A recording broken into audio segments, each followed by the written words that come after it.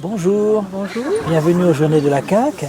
Tous les ans, ici au manoir de Caen, s'organisent les Journées de la CAC, conduite accompagnée du chien, méthode fondée par docteur vétérinaire Nathalie Simon. Vous êtes là aujourd'hui aux Journées 2022. Quelle est la raison principale de votre participation à la Journée de la CAC 2022 ? Alors moi je viens tous les ans, je n'en rate pas une parce qu'en réalité c'est vraiment pour moi la période où on va pouvoir échanger entre nous nos expériences et on va pouvoir apprendre des nouveautés aussi et profiter les uns des autres. C'est vraiment une période d'échange qui est extraordinaire et j'aime bien aussi parce qu'on va aborder des sujets complémentaires à ce qu'on pratique au quotidien. Pour enrichir notre compétence et nos capacités à travailler de mieux en mieux avec les clients et avec les chiens. Pour moi, j'en raterai pas une. On voit actuellement derrière vous une prestation d'agility. Quel lien faites-vous entre la conduite accompagnée du chien et l'agility ? Oui. Alors pour moi les deux choses sont complémentaires parce que on va avec la conduite accompagnée du chien, donc la CAC, commencer vraiment par former les fondations avec le chien et lui apprendre tout ce qu'il doit savoir et équilibrer ses comportements et aussi équilibrer les comportements du maître par rapport à son chien. Et une fois que tout ça est fait, souvent ils ont envie de plus parce qu'il y a une telle complicité qui s'est créée entre le maître et le chien qu'ils ont envie de faire plus. Et l'agilité est un des éléments qui va les amuser, qui amusera le chien et qui leur permettra d'avoir une activité sportive complémentaire et très, très intéressante. Et c'est vrai qu'avec des fondements comme celle de la CAC, les chiens vont être encore plus aptes à progresser vite et bien dans ce sport.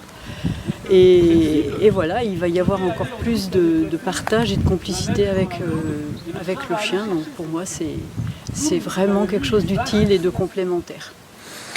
Dans votre activité d'éducatrice canin et de vétérinaire comportementaliste, comment mettez-vous en pratique concrètement la CAC dans votre cabinet ou dans votre local ? Alors, moi je suis à l'heure actuelle uniquement en pratique comportement.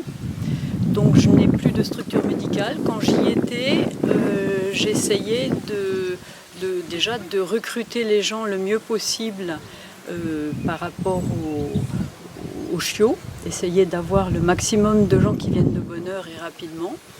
Et quand j'ai quitté la structure, je me suis retrouvée plus avec des référés et là j'ai beaucoup plus de gens qui viennent pour des problèmes déjà installés, plus compliqués à rééduquer. Et donc pour pouvoir faire cette activité de façon autonome, j'ai dû me construire un local à côté de chez moi pour pouvoir travailler dans un local. Et je vais à la fois à domicile et dans mon local pour compléter les deux activités et faire des choses aussi différentes, puisque dans un local, on va pouvoir avoir un milieu très, très calme et très posé, où le chien ne sera pas stimulé et où je pourrais pratiquer des exercices dans le calme. Et quand je vais chez eux, on se met en situation de la vie quotidienne.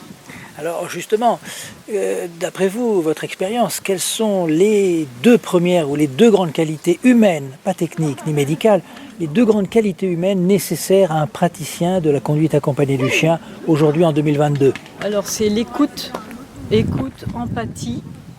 Vraiment ça, si on n'est pas dans la compréhension de l'humain à la base déjà, on aura du mal à le faire adhérer à ce qu'on veut qu'il fasse avec son chien.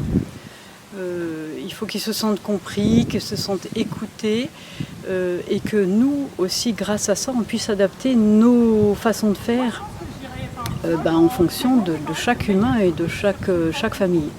Voilà, donc ça c'est une des qualités. Je pense que l'écoute, l'empathie, c'est vraiment les deux qualités que je verrais essentielles pour que ça fonctionne bien avec la CAC. Et après, la capacité d'observer aussi, tout ça, ça va de pair. Et comment faites-vous à une époque où l'écoute et l'empathie disparaissent progressivement à tous les niveaux ? Oui. Comment faites-vous concrètement pour, avec cette écoute et cette empathie, donnez-nous des exemples très concrets ? Oui. Alors, c'est très simple. Déjà, je prends le temps parce que chaque consultation va durer au moins 1h30. Et dans le début des consultations, je fais parler les gens de façon à pouvoir, par des questions ouvertes, obtenir le maximum d'informations. Et je ne réponds jamais à leur place, quitte à laisser un peu de silence pour qu'ils aient le temps de réfléchir et de donner leur avis.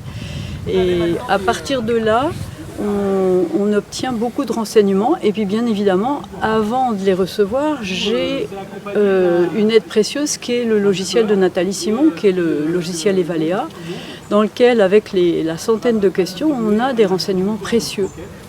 Et donc, la base déjà de ce que j'obtiens, plus l'écoute de départ, ça nous permet d'aller au fond des choses et puis de pouvoir, dès que les gens ont compris qu'on les avait écoutés et qu'on avait percuté ce qu'ils voulaient, après on pourra donner plus facilement nos arguments.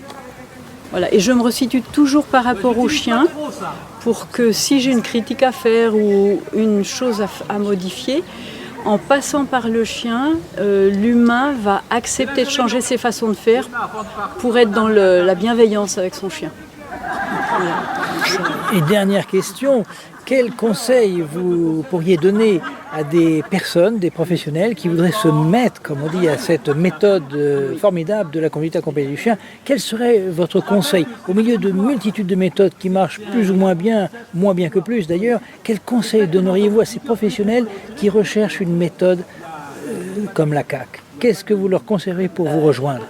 Déjà de venir voir ceux qui pratiquent, comme ça ils verront comment ça se passe et puis la motivation de tous les gens CAC qui sont tous motivés par cette méthode parce qu'elle est tellement cohérente qu'on ne peut pas se dire qu'on fera autrement.